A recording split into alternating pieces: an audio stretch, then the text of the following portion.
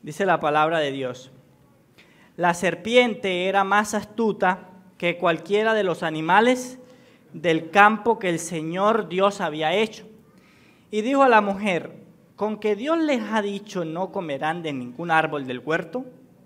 La mujer respondió a la serpiente: del fruto de los árboles del huerto podemos comer, pero del fruto del árbol que está en medio del huerto, Dios ha dicho, no comerán de él ni lo tocarán para que no mueran. La serpiente dijo a la mujer: ciertamente no morirán, pues Dios sabe que el día que de él coman, se les abrirán los ojos y ustedes serán como Dios, conociendo el bien y el mal. Cuando la mujer vio que el árbol era bueno para comer y que era agradable a los ojos y que el árbol era deseable para alcanzar sabiduría, tomó de su fruto y comió. También dio a su marido que estaba con ella y él comió. Entonces fueron abiertos los ojos de ambos y conocieron que estaban desnudos y cosieron hojas de higuera y se hicieron delantales. Y oyeron al Señor Dios que se paseaba en el huerto al fresco del día. Entonces el hombre y su mujer se escondieron de la presencia del Señor Dios entre los árboles del huerto. Pero el Señor Dios llamó al hombre y le dijo: ¿dónde estás? Y él respondió: te oí en el huerto, tuve miedo porque estaba desnudo y me escondí. ¿Quién te ha hecho saber que estabas desnudo? Le preguntó Dios. ¿Has comido del árbol del cual yo te mandé que no comieras? El hombre respondió: la mujer que tú me diste por compañera me dio del árbol y yo comí. Entonces el Señor Dios dijo a la mujer: ¿qué es esto que has hecho? La serpiente me engañó y yo comí, respondió la mujer. Y el Señor Dios dijo a la serpiente: por cuanto has hecho esto, maldita serás más que todos los animales y más que todas las bestias del campo. Sobre tu vientre andarás y polvo comerás todos los días de tu vida. Pondré enemistad entre tú y la mujer y entre tu simiente y su simiente. Él te herirá en la cabeza y tú lo herirás en el talón. A la mujer dijo: en gran manera multiplicaré tu dolor en el parto, con dolor darás a luz los hijos. Con todo tu deseo será para tu marido y él tendrá dominio sobre ti. Entonces el Señor dijo a Adán: por cuanto has escuchado la voz de tu mujer y has comido del árbol del cual te ordené diciendo, no comerás de él, maldita será la tierra por tu causa, con trabajo comerás de ella, y todos los días de tu vida espinos y cardos te producirá, y comerás de las plantas del campo, con el sudor de tu rostro comerás el pan, hasta que vuelvas a la tierra, porque de ella fuiste tomado, polvo eres y al polvo volverás. El hombre le puso por nombre Eva a su mujer, porque ella era la madre de todos los vivientes. El Señor Dios hizo vestiduras de piel para Adán y su mujer y los vistió. Entonces el Señor Dios dijo: ahora el hombre ha venido a ser como uno de nosotros, conociendo ellos el bien y el mal. Cuidado ahora, no vaya a extender su mano y tome también del árbol de la vida y coma y viva para siempre. Y el Señor Dios lo echó del huerto del Edén para que labrara la tierra del cual fue tomado. Expulsó pues al hombre y al oriente del huerto del Edén puso querubines y una espada encendida que giraba en todas direcciones para guardar el camino del árbol de la vida. Amén. Oremos. Señor que estás en los cielos, te damos muchas gracias. Gracias por tu palabra, Señor, y ahora que vamos a estudiar, que vamos a meditar en ella, Señor, yo te pido que tu Espíritu Santo pueda hablar a nuestras vidas, que pueda ministrar nuestras vidas, que pueda enseñarnos, que pueda exhortarnos, Señor. Tanto yo como mis hermanos necesitamos de ti, Señor, de la guianza del Espíritu Santo, de la presencia tuya, Señor. Te damos muchas gracias por permitirnos reunirnos como iglesia local y celebrar, Señor, tu resurrección de los muertos. En el nombre de Cristo Jesús, amén y amén. Crimen y castigo es una novela del autor ruso Fyodor Dostoyevsky y creo que a más de uno aquí nos la pusieron a leer esta novela en el colegio, ¿verdad? Fue publicada en 1866 y la historia sigue a Rodion Raskolnikov, quien era un estudiante empobrecido en San Petersburgo, quien, convencido de su propia superioridad intelectual, comete un asesinato con la creencia de que está justificado por un bien mayor. Después de que Raskolnikov comete el crimen, experimenta una creciente angustia y una culpa y empieza a luchar con su conciencia. Y todas estas agravadas por la relación con una prostituta, Sonia, y la persistente investigación del detective Porfiri, pues aumentan esta angustia de este hombre. La novela entonces explora la psicología de Raskolnikov mientras lucha con su conciencia, su teoría del hombre extraordinario y las consecuencias morales de sus acciones.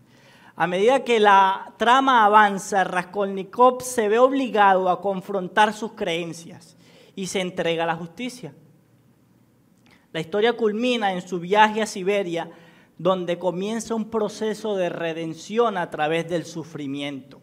La novela realmente aborda temas universales como la moralidad, el castigo, la redención y la lucha interna entre el bien y el mal. Crimen y castigo es conocida por su profundidad psicológica y su exploración de la complejidad moral, consolidada como una obra clásica de la literatura rusa. Hoy, mis hermanos, en esta mañana nos entraremos en una historia que nos ha hecho partícipes a todos. Cada uno de los seres humanos tiene algo que ver con esta historia. ¿Por qué? Porque los protagonistas fueron nuestros padres humanos que vivían en el Edén. El Edén que fue construido por Dios en un estado pleno de disfrute y sobre todo de comunión con Él, quien fue el creador, tanto del Edén como de las personas que estaban en el Edén, tanto de las criaturas que estaban en el Edén. La trama de Crimen y Castigo, mis hermanos, es apenas un retrato. ¿Sabe qué es un retrato, verdad? Es una copia de la real, de lo real. Es un retrato de lo que sucedió en el principio: superioridad intelectual, delitos, lucha contra la conciencia y el pecado, un castigo por su maldad y un acto de redención. En esta mañana vamos a ver entonces este tema, una victoria anticipada basada en Génesis 3 bajo 3 puntos. El primero, el delito, desde los versículos 1 al 7. El segundo, el interrogatorio, de los versículos 8 al 13, y en tercer lugar, el veredicto de los versículos 14 al 24. El delito, el interrogatorio y el veredicto. Imagínense una noticia, y Daniel me decía, ese manuscrito está escrito por un periodista. Y sí, imagínense una noticia en la que ocurre un hecho, un delito, y es capturados los culpables y van a un interrogatorio y después un juez dicta el veredicto. Todo hasta el momento, mis hermanos, iba bien en el huerto creado por Dios. Todo era perfecto. Era el lugar donde residían por la voluntad de de Dios, Adán y su esposa. Y su esposa en ese momento no se llamaba Eva. Eva tuvo dos nombres, ¿sabía? Primero ella se llamó la mujer o mujer. En el capítulo 2, versos 23, Adán dice, ella es mujer porque sale de mi cuerpo. Ha sido construida por mi costilla. Y es mujer entonces. Por eso, cuando me referiré acerca de ella, no le voy a decir Eva, le voy a decir mujer, ¿verdad? El capítulo 2 termina dejando claro cuál era la condición de los seres humanos. Allá, al finalizar, en el verso 25 del capítulo 2 dice, ambos estaban como desnudos, el hombre y su mujer. Pero ¿qué sucedía? No se avergonzaban.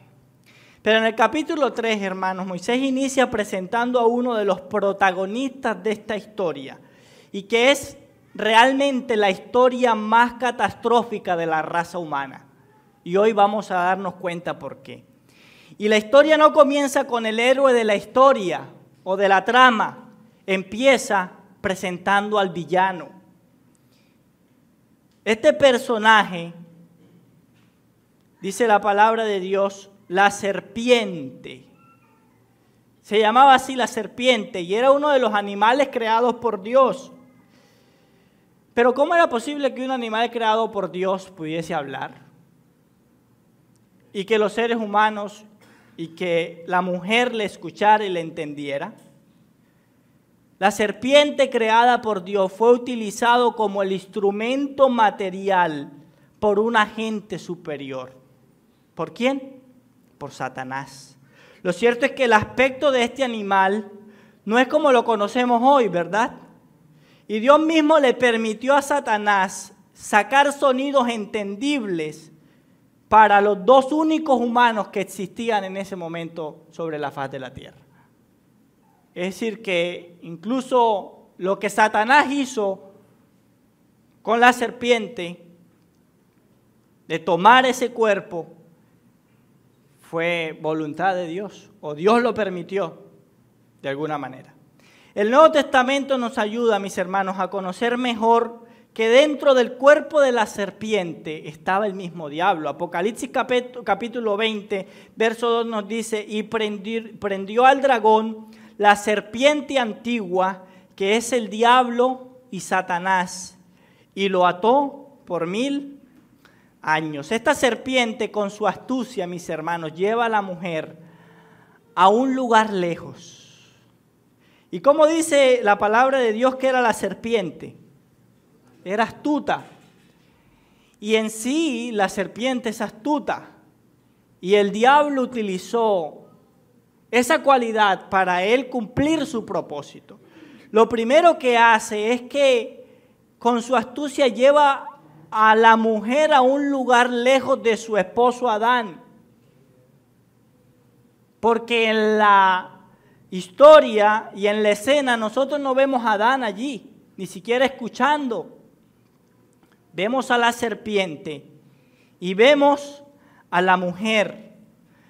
La mujer, mis hermanos, era nueva en el mundo. Su fragilidad y desconocimiento en muchos aspectos de la vida en el huerto fue lo que el diablo utilizó para ejecutar el ataque. Y uno de los primeros errores que hubo allí es que Adán no supo dónde estaba su mujer, o su mujer se le perdió de la vista. A pesar de que ella no había probado pecado porque estaba en un estado santo, sí era una gente libre y era propensa a ser tentada y seducida. Entonces lo que Satanás hace es apelar a las necesidades básicas de los seres humanos. Y nosotros vemos allí en el capítulo 1 que la serpiente le dice y dijo a la mujer, con que Dios les ha dicho, no comerán de ningún árbol del huerto. ¿Era verdad? No. Y la mujer tenía clara ese mandato de Dios. La mujer respondió a la serpiente, del fruto de los árboles del huerto podemos comer, pero del fruto del árbol que está en medio del huerto, Dios ha dicho, no comerán de él ni lo tocarán para que no muera. Entonces lo que Satanás hace, en el verso 4 vemos que dice, la serpiente dijo a la mujer, ciertamente no morirán, pues Dios sabe que el día que de él coman, se les abrirán los ojos y ustedes serán como Dios, conociendo el bien y el mal. Lo que Satanás se propuso hacer fue apelar y atacar a las necesidades básicas del ser humano. ¿A cuáles? Lo primero, el sustento. Es decir, les ha dicho que no coman del árbol, de todo árbol del huerto. No. Él ha permitido que comamos de todo árbol del huerto. No podemos comer, es del árbol del bien y del mal. Pero también Satanás atacó el desarrollo ilimitado de sus capacidades y fue la historia que les vendió. Si ustedes comen de ese árbol, ustedes podrán desarrollar todas sus capacidades ilimitadamente y podrán además controlar el destino de sus vidas sin necesidad de depender de Dios. Ustedes serán autosuficientes. Entonces, mire que el diablo ataca dos realidades con las que nosotros los seres humanos luchamos. Con el sustento, con nuestra comida y también con nuestro ego, nuestro orgullo y con nuestro deseo de desarrollo ilimitado de nuestras capacidades y de que nadie nos gobierne. Esta historia, mis hermanos, por ende, usted y yo deberíamos conocerla muy bien y recordarla a diario. ¿Por qué? Porque aquí, mis hermanos, es donde nacen todos nuestros males como seres caídos. Si usted conoce esta historia, si usted conoce cómo trabajó el diablo, cómo actuó el hombre y la mujer, y cómo también actuó Dios, cuál fue la consecuencia, podremos entender muchas realidades de nosotros como seres humanos, porque somos caídos, pero también, hermanos, podremos conocer cómo Satanás actúa, cuáles son las artimañas que él usa para desdibujar la perfecta obra de Dios. Y antes de continuar, yo creo que es bueno que podamos ver algunas aplicaciones prácticas acerca de esto que hemos visto hasta ahora. Y es que el diablo nunca se te va a presentar delante de ti como diablo. Nunca. Se vestirá como ángel de luz, o tomará algún aspecto o algún cuerpo para presentarse delante de ti y tentarte. Pero no se va a presentar como diablo. Por eso, mis hermanos, hay una gran necesidad como creyentes de estar siempre alertas, de ser guiados por el Espíritu Santo, de que la palabra sea nuestra lámpara, que nos alumbre, que nos dirija. Porque el diablo puede estar en la persona, en la cosa, en el tema que nosotros menos nos imaginemos. Y esa capacidad de poder entender si esto viene de Dios o viene del diablo, nos la da el Espíritu Santo. Pero también los lugares solitarios, las conversaciones cuando todos ya duermen, la soledad de tu habitación son los lugares que regularmente Satanás usa para tentarnos. Y de estos lugares, de estas situaciones, nosotros como creyentes debemos huir o debemos erradicar. La batalla en esos escenarios tiene una estadística alta de fracasos. Debemos cuidarnos, mis hermanos, de esos lugares solitarios, de esas conversaciones que no pueda que sean malas, pero tal vez no es el momento ni el lugar, de la soledad. Pero también, mis hermanos, al esposo, cuidemos a nuestras esposas, no las descuidemos. Y esposas, cuida a tu esposo, sé su ayuda idónea. Dios nos ha unido para hacer un complemento, para que se ministren mutuamente, para que se sirvan mutuamente. Y el diablo atacó así en el principio. Y él sigue utilizando el mismo modus operandi. Es el mismo, no ha cambiado nada. Por eso, lo dije hace un momento, el conocer esta historia nos da sabiduría para saber y para entender muchas realidades acerca de nosotros como seres caídos, pero también de cómo el diablo actúa. El relato ahora entonces, mis hermanos, después de todo esto, se torna denso. Las páginas empiezan a oscurecer.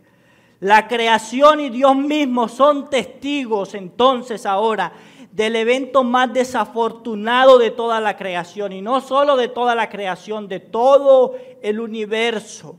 El estado perfecto del hombre en el Edén, la armonía que había entre los seres creados por Dios estaba a punto de ser radicalmente afectada por la decisión que la mujer tomaría. El pecado, mis hermanos, siempre nace en el corazón. Dice el verso 6, cuando la mujer vio que el árbol era bueno para comer y que era agradable a los ojos y que el árbol era deseable para alcanzar sabiduría, tomó de su fruto y comió.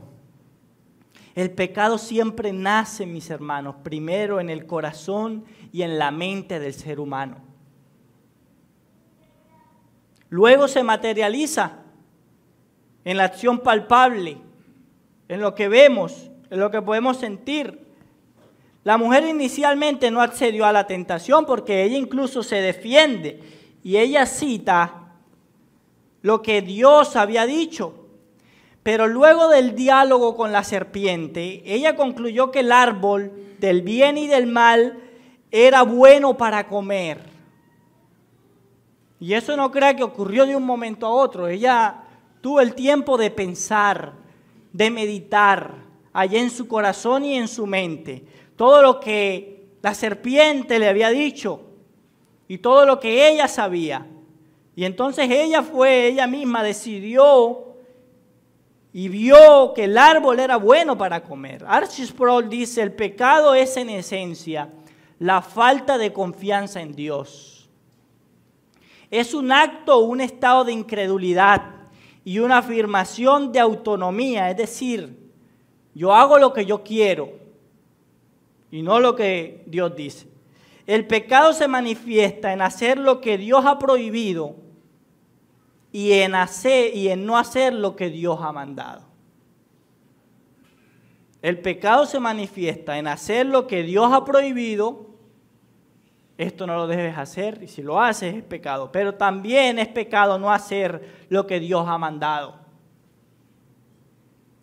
También se le llama pecado por omisión. Dios, mis hermanos, había establecido en el huerto del Edén 2 árboles. Vamos allá a Génesis capítulo 2, verso 9. ¿Qué dice la palabra de Dios?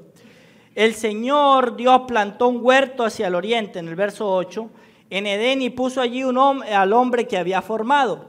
El Señor Dios hizo brotar de la tierra todo árbol agradable a la vista y bueno para comer. Es decir, habían frutas por doquier. Asimismo, en medio del huerto hizo brotar el árbol de la vida y el árbol del conocimiento del bien y del mal. ¿Cuántos árboles habían entonces? Habían 2 árboles. Uno, el árbol de la vida, y el otro, el árbol del bien y del mal. Del primero, Adán probablemente comía, porque este árbol representaba la vida en su máxima potencia. Es decir, este árbol representaba la vida eterna y todo aquel que comía de él accedía a la vida eterna. Pero el otro árbol, el del bien y del mal, del cual Dios había prohibido comer, se llamó así porque era una prueba de obediencia para nuestros padres como seres humanos. Si serían ellos buenos o malos, si iban a obedecer a Dios o le iban a desobedecer. Era la prueba en el Edén. Y este fue el árbol del cual la mujer tomó el fruto y comió. Y les quiero hacer caer una idea. No era una manzana. La Biblia no dice que era una manzana. Tal vez era un aguacate o un mango. No sabemos, pero dice que era un fruto. Por allá dijeron una piña. No sabemos cuál era, pero no era una manzana. Era un fruto. Y la realidad es que de ese fruto la mujer la tomó y comió. Dice el diccionario o el comentario exegético del Antiguo Testamento, su imaginación acerca de la mujer y sus sentidos fueron completamente vencidos.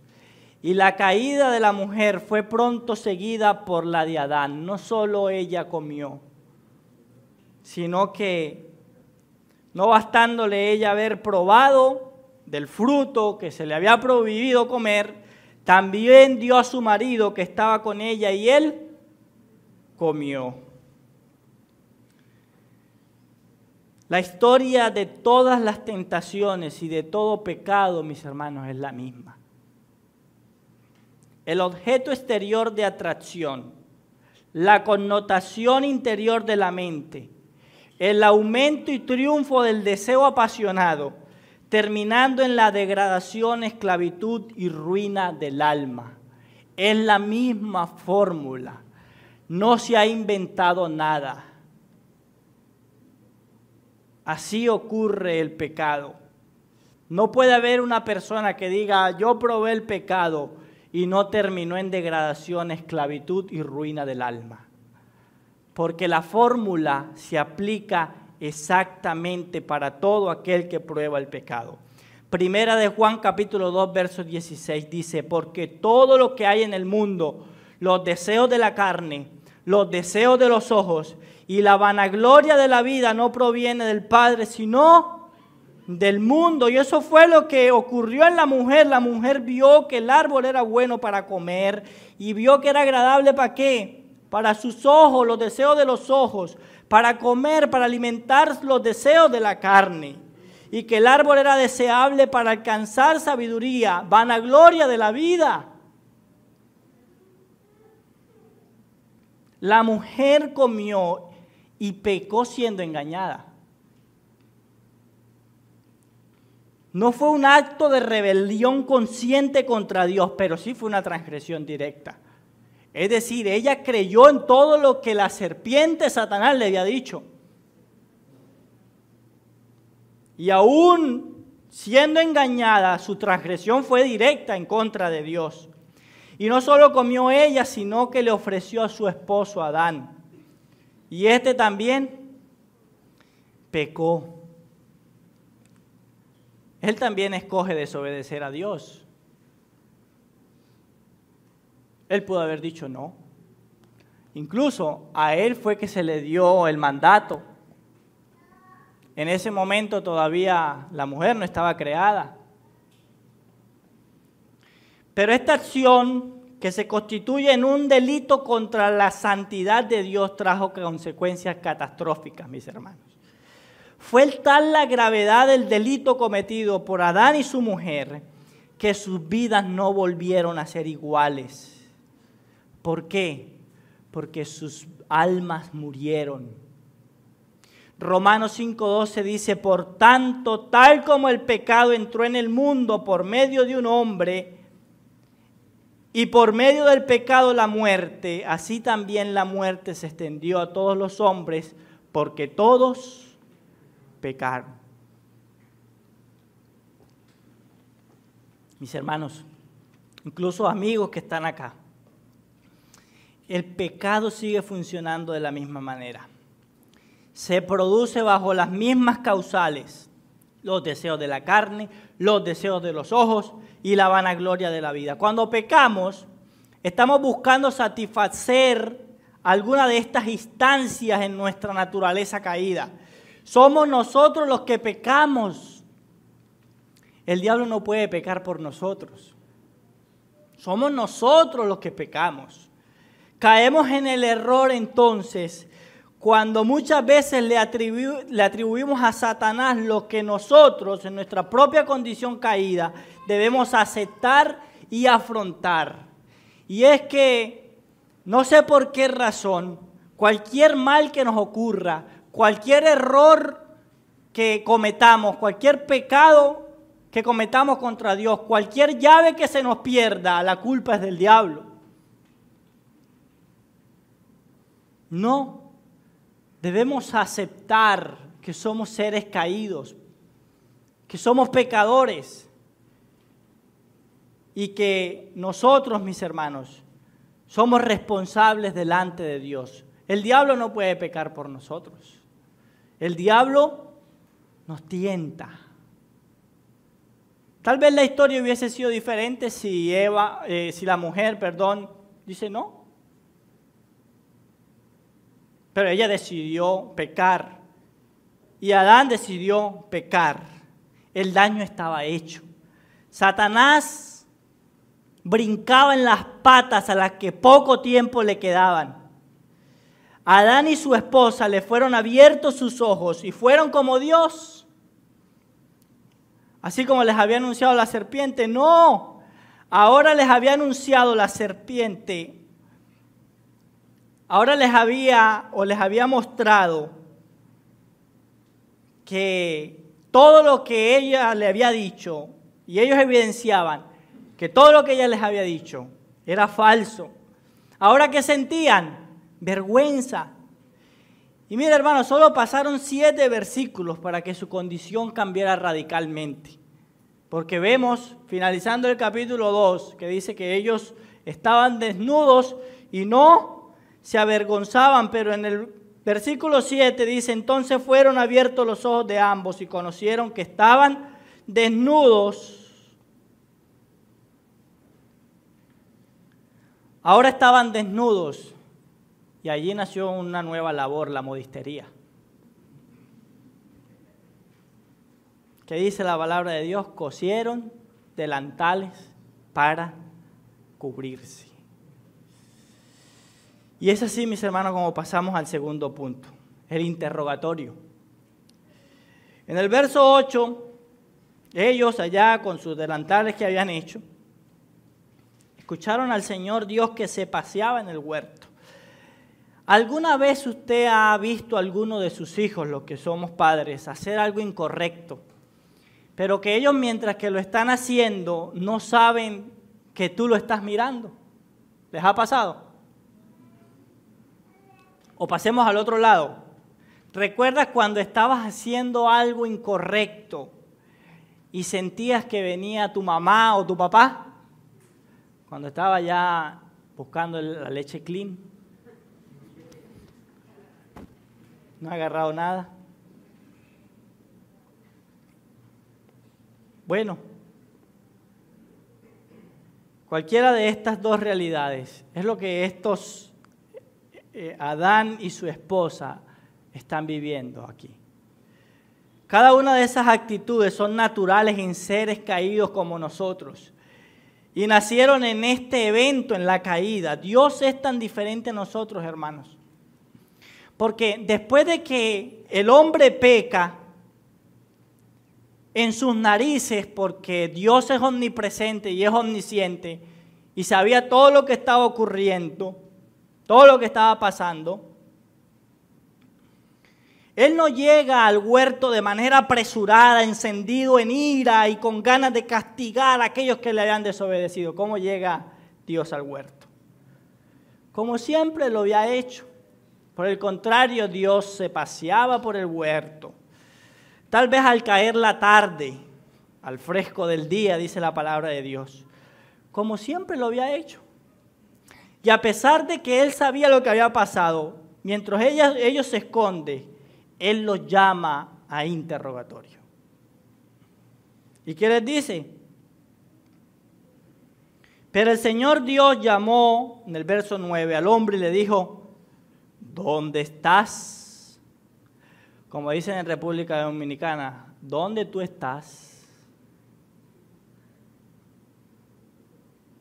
Y las respuestas de Adán y su mujer fueron evasivas. ¿Qué dice Adán? Te oí, tuve miedo porque estaba desnudo y me escondí. ¿No les parece conocida esa actitud? Así actuamos usted y yo. te oí, tuve miedo porque estaba desnudo, estaba en una condición que no era apta para estar delante de tu presencia. ¿Y qué hacemos? Nos escondemos. El pecado nos aleja de Dios y produce en nosotros el temor de estar delante de la presencia de Dios. Esta actitud debería ser natural en una persona que no conoce a Cristo. Pero incluso los que ya lo conocemos muchas veces actuamos así. Pecamos y nos escondemos de la omnisciencia y omnipresencia de Dios. Eso es una contradicción, ¿verdad? Dios lo que está haciendo es el trámite al asunto, con llamarlos. Él sabía todo lo que había ocurrido, ¿verdad? Él quería que ellos mismos presentaran sus pecados. Sin embargo, su actitud fue un acto más de desobediencia a Dios, porque Él les pregunta y ellos responden evasivamente. Adán señala a su esposa, incluso descaradamente Adán dice: tú eres el culpable, Dios, porque fue la mujer que tú me diste. La que me dio del fruto, yo pequé. Eva señala entonces, ¿a quién? Cuando se le pregunta a Eva, no, yo no, fue la serpiente. La serpiente todavía con patas se movía, feliz. Así actuamos nosotros, mis hermanos, muchas veces, incluso siendo creyentes, no aceptamos nuestros pecados. Dios quería que ellos admitieran su pecado. Sus estrategias de culpar a otros no los iba a eximir de la responsabilidad. ¿Y qué sucede cuando pecamos? O más bien, ¿qué sucede después que pecamos, amado hermano? El Evangelio ha transformado tu vida y ha transformado tus acciones acerca de cómo afrontamos el pecado, o simplemente tratamos de justificarnos, acusar a otros o rechazamos el arrepentimiento. El pecado tiene tres instancias y lo hemos estado viendo.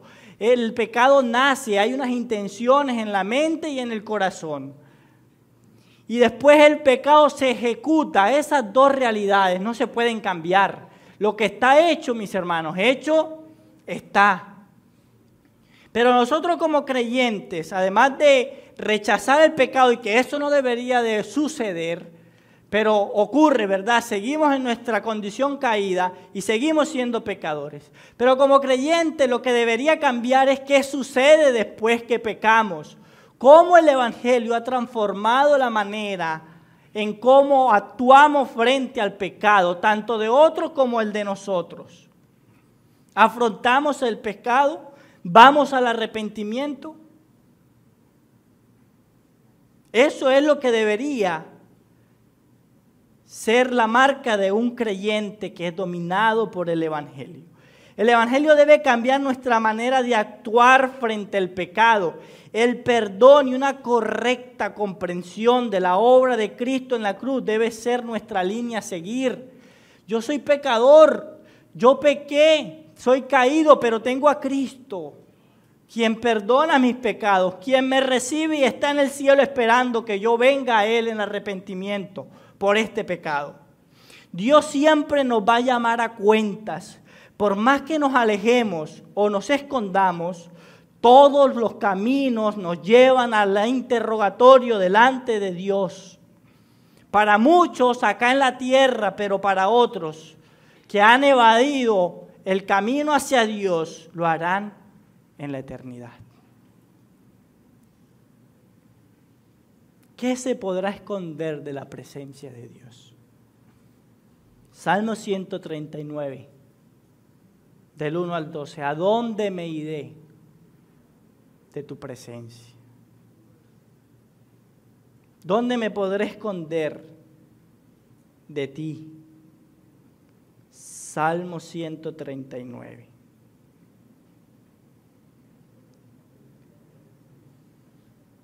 Oh Señor, tú me has escudriñado y conocido. Tú conoces mi sentarme y mi levantarme. Desde lejos comprendes mis pensamientos. Tú escudriñas mi senda y mi descanso y conoces bien todos mis caminos. Aún antes de que haya palabra en mi boca, oh Señor, ya tú la sabes toda. Por detrás y por delante me has cercado y tu mano pusiste sobre mí. Tal conocimiento es demasiado maravilloso para mí, es muy elevado. No lo puedo alcanzar. ¿A dónde me iré de tu espíritu? ¿O a dónde oiré de tu presencia? Si subo a los cielos, allí estás tú. Si en el Seol preparo mi lecho, allí tú estás. Si tomo las alas del alba y si habito en los más remotos del mar, aún allí me guiará tu mano y me tomará tu diestra. Si digo, ciertamente las tinieblas me envolverán y la luz a mi alrededor será noche, y ni aún las tinieblas son oscuras para ti. Y la noche brilla como el día, y las tinieblas y la luz son iguales para ti. ¿A dónde nos iremos del Dios omnisciente? Finalmente, mis hermanos, después de este interrogatorio viene el veredicto. Viene la condena. En el mundo, mis hermanos, existen condenas ejemplarizantes, sobre todo en países en las que no existe la cadena perpetua. Por ejemplo, Chamoy Tidjaso, un ciudadano de Tailandia, fue condenado a 141.078 años. ¿Por qué? Por una estafa piramidal por más de 204 millones de dólares. ¿Podrá este hombre pagar 141.078 años? 3 de las condenas más altas fueron dictadas en España contra terroristas del ETA. Othman El Ganawi y Yamal Sougam participaron en los atentados del 11 de mayo y tuvieron una condena de 42.922 años. Emilio Suárez le aplicaron una condena por este mismo delito de 34.715 años. Cada uno de ellos no sobrepasa los 15 años de prisión. Morirán porque sus vidas no les alcanzará para pagar la condena. Pero también en Estados Unidos, que es un país que tiene cadena perpetua, Terry Nichols, por el delito de 161 cargos de asesinato en un atentado en Oklahoma City en 1995, se le condenó a 162 cadenas perpetuas y 98 años sin libertad condicional. O sea, no le bastaba una y le agregaron la otra. O sea, incluso después de muerto sigue preso. Israel también, que tiene cadena perpetua. Abdullah Barghouti asesinó a 66 israelíes. La condena fue de 67 cadenas perpetuas y 5.200 años de libertad condicional. Lleva apenas 4 años en prisión. Tras el difícil interrogatorio, hermano, y todo esto, todos estos ejemplos de condenas por delitos, no son ni siquiera comparables al veredicto y la condena que Adán y su esposa recibieron. La consecuencia por los pecados que habían cometido fue bien grave. No solo fue, hermanos, comer del fruto, fue un cúmulo de pecados. No se amaron entre sí, no se cuidaron entre sí. Ella no fue la ayuda idónea para él. Deshonraron a Dios, hubo ingratitud, hubo desobediencia delante de Dios. Además, prefirieron a una criatura antes que al Creador. Y es así como Dios entonces inicia manifestando la condena. Y empieza, vemos que en el interrogatorio primero se le pregunta a Adán, después a la mujer, y la mujer culpa ¿a quién? A la serpiente. Entonces Dios empieza por la serpiente. Ok, ven, serpiente, tú que estás aquí de primera, esta es tu condena. Mi madre, ella presenta una fobia a las serpientes, o sea, es una fobia. Mi mamá no puede ver una serpiente ni en televisión. En algún momento estábamos viendo algún documental y aparecía una serpiente y se acababa el mundo. ¿Por qué ella tiene ese error, ese menosprecio? Nació aquí. Algún autor dijo, la serpiente es maldecida sobre todas las otras criaturas. Pero no solamente ella fue maldecida, sino todos los animales también. Sino que su condición fue aún por debajo de los otros animales. Y se convierte en el prototipo de todo lo odioso, de todo lo vil, de todo lo menospreciado y todo lo repugnante. Ahora entiendo por qué mi mamá le tiene fobia a estos animales. Es natural. La maldición ha convertido su condición natural en castigo. Y ahora entonces la serpiente es señalada con infamia y evitada con horror. ¿Alguna vez ha tenido la oportunidad de estrellarse o encontrarse con una serpiente? Paticas, ¿para qué te tengo, verdad? Corra. El polvo, hermanos, es el símbolo de humillación extrema. Maldita serás más que todos los animales y más que todas las bestias del campo. Sobre tu vientre andarás y polvo comerás. Es el símbolo de la humillación extrema. Sin embargo, mis hermanos, el siguiente edicto condenatorio o veredicto condenatorio va mucho más allá de la especie animal. Porque Dios declara el juicio en el versículo 15 contra la serpiente espiritual y además allí mismo contra la mujer y su simiente, es decir, contra todos los seres humanos. Pondré enemistad. Ya la figura del animal se hizo a un lado y ahora la condena y el veredicto es para quien está detrás de ese animal.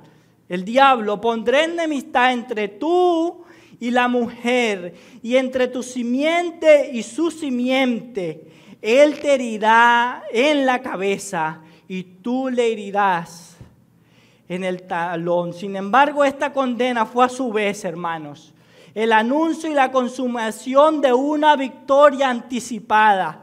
La misericordia de Dios es tan grande que utilizó la condena para mostrar su plan perfecto de redención. El pecado del hombre fue usado por Dios para mostrar una gloria mayor y para llenar a Satanás y a sus ángeles de furor.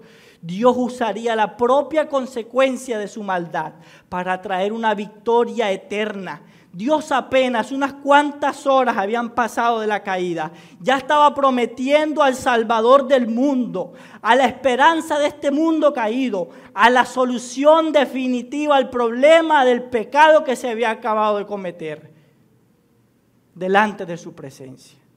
Esta, mis hermanos, aquí en el versículo 15 del capítulo 3 de Génesis, es la primera promesa del Evangelio en la palabra de Dios.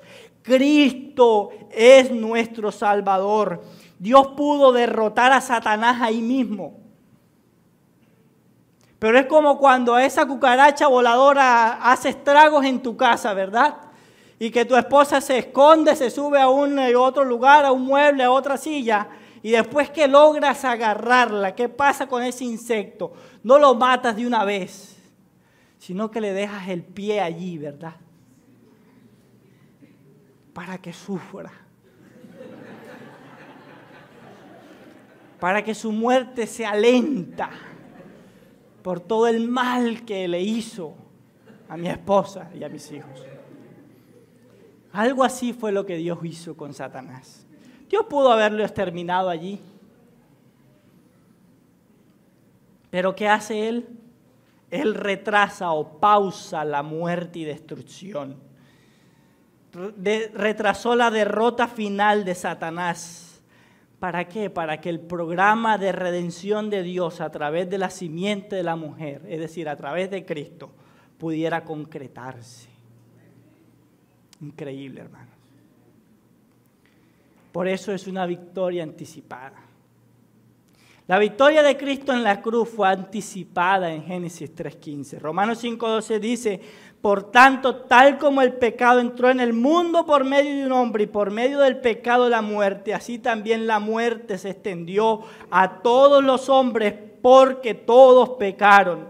Pues antes de la ley había pecado en el mundo, pero el pecado no se toma en cuenta cuando no hay ley. Sin embargo, la muerte reinó desde Adán hasta Moisés, aún sobre los que no habían pecado, con una transgresión semejante a la de Adán, el cual es figura de aquel que ha de venir. Pero no sucede con la dádiva como la transgresión, porque si por la transgresión de uno murieron los muchos, muchos más la gracia de Dios y el don por la gracia de un hombre, Jesucristo, abundaron para muchos. Y dice el verso 17, porque si por la transgresión de un hombre, por este reinó la muerte, mucho más reinarán en la vida por medio de un hombre, Jesucristo, los que reciben la abundancia de la gracia y del don de justicia. Para que así como el pecado reinó en la muerte, así también la gracia reine por medio de la justicia para vida eterna mediante de nuestro Señor Jesucristo. Satanás fue aplastado en la cruz del Calvario. Dios a Satanás le permitió herir a Cristo en el talón, pero ese mismo talón fue el que hirió a la serpiente en el lugar más importante de la serpiente, la cabeza, donde está su veneno, donde del cual depende su vida. Allí, en la cruz del Calvario, nuestro Señor derrotó al diablo. Lo más probable es que Satanás no entendió ni la naturaleza ni la magnitud del acto condenatorio dado por Dios. No sabía lo que le esperaba, ¿verdad? Pero podríamos terminar este sermón acá, hermanos, con tremenda muestra de la misericordia de Dios. No obstante, el veredicto continuó con las consecuencias físicas para la mujer y seguidamente las de Adán. ¿Y cuáles fueron esas consecuencias? Para la mujer están relacionados a su papel de madre. ¿Qué sucede con tus hijos? Lo vas a tener con un dolor extremo. Y este dolor está catalogado como uno de los más fuertes que el ser humano puede experimentar. Sin embargo, es un dolor positivo, ¿sabía usted? Porque es un dolor que no proviene de una enfermedad. Cuando ocurrió el parto, hasta allí fue el dolor. Con respecto a su esposo, estará bajo su dominio y habrá una constante lucha por dominarlo. Dicen en mi tierra, él es la cabeza y ellas quieren ser el sombrero. Para el hombre, la tierra es ahora maldita. Ya no hay armonía con ella, ya ella no va a producir los frutos que le producía en el Edén. La tierra ahora produce dificultades y penas al hombre.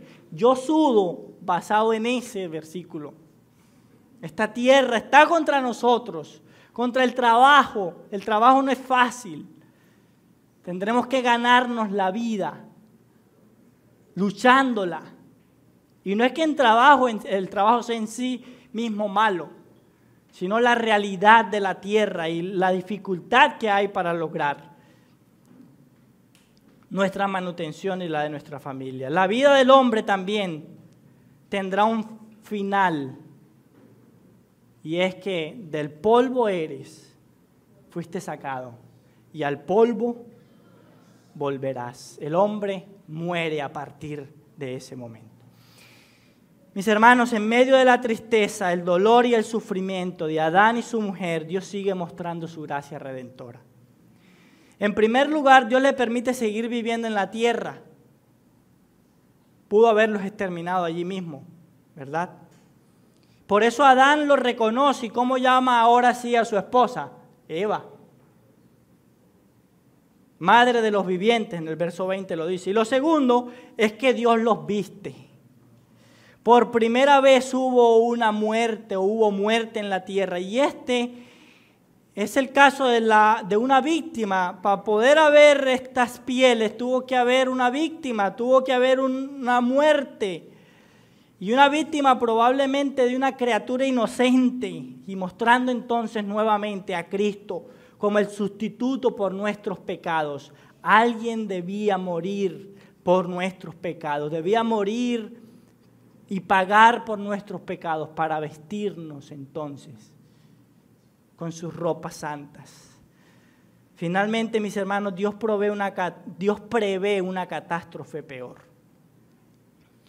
Dice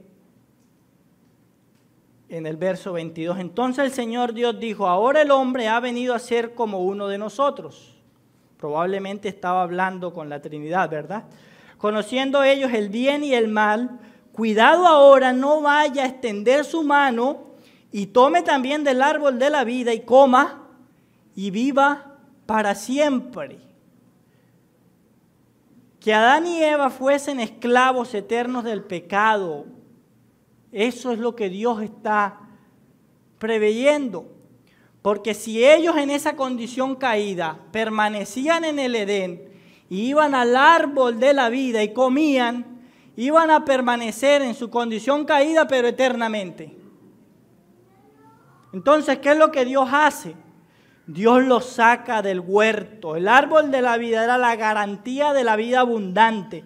Si el hombre entonces permanecía allí, era peligroso, iba a vivir eternamente esclavo del pecado.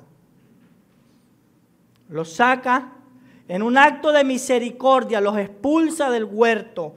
Y entonces al huerto le pone guardianes con una espada encendida que protegía el árbol de la vida. Apocalipsis capítulo 22, verso 1 dice, después el ángel me mostró un río de agua de vida, resplandeciente como cristal, que salía del trono de Dios y del Cordero, en medio de la calle de la ciudad, y a cada lado del río estaba el árbol de la vida, que produce 12 clases de fruto, dando su fruto cada mes, y las hojas del árbol eran para sanidad de las naciones. Ya no habrá más maldición, el trono de Dios y el Cordero estará allí, y sus siervos le servirán. ¿Quién es el árbol de la vida? Cristo. El camino fue protegido con unos querubines y una espada encendida que revoloteaba. El camino quedó oculto. No lo podrás encontrar por tu propia cuenta y acceder a la vida eterna. Tendrás que hacerlo a través de Cristo. Desde la caída, mis hermanos, nuestras vidas han sido afectadas en todos los aspectos. Y esa debe ser una verdad clara en nuestras vidas. Viva la vida cristiana pensando en que usted sigue en este cuerpo caído. Y piense también en que los que viven y con los que usted se relaciona son seres caídos. Eso debe ser una verdad clara en nuestras vidas. ¿Cómo es posible que tú me hagas eso? Eso se puede esperar de una persona caída. Incluso podría hacer cosas peores de las que te hizo. O puedo hacer cosas peores de las que hago. El pecado trae consecuencias, mis hermanos, incluso si ya somos hijos de Dios. El pecado no debe ser un tema menor en nuestras vidas. El pecado es una ofensa delante de Dios. El pecado nos asesinó, nos mató, no quedamos ni siquiera heridos, mal heridos, enfermos, nos mató delante de la presencia de Dios. Por cuanto todos pecaron, están destituidos de la gloria de Dios. El pecado es castigo y el pecado es muerte para aquellos que lo ejecutan. Hermanos, en Cristo somos vencedores, pero de ese pecado. No dejes que el pecado gobierne tu vida, porque así Dios perdone tus pecados. El pecado trae consecuencias. La victoria para Adán y Eva fue anticipada. Para nosotros ya fue efectuada. Nuestras vidas son victoriosas, hermano, en Cristo, no por nosotros, en Cristo. Esto quiere decir, o esto no quiere decir, hermano, que somos victoriosos, comodidad, riqueza, bienestar. Esta victoria de la que le estoy hablando sobrepasa la realidad humana. Y es que tú, al haber creído en Cristo Jesús, eres victorioso. Y sea lo que sea que te suceda, con tu cuerpo y con tu vida en esta tierra, tu victoria ya está ganada en el reino de los cielos. Amigo, tu vida está bajo la esclavitud del pecado. Y esa esclavitud a ese pecado te llevará a la muerte. Hay esperanza en estos momentos en Cristo Jesús. Cristo es el camino, Cristo es la verdad y Cristo es la vida. Cristo es salvación. Ven a Cristo Jesús, amado amigo. Démosle gracias a Dios por su palabra. Señor, te damos muchas gracias. Gracias, Señor, porque tú eres tan grande, Dios, tan misericordioso,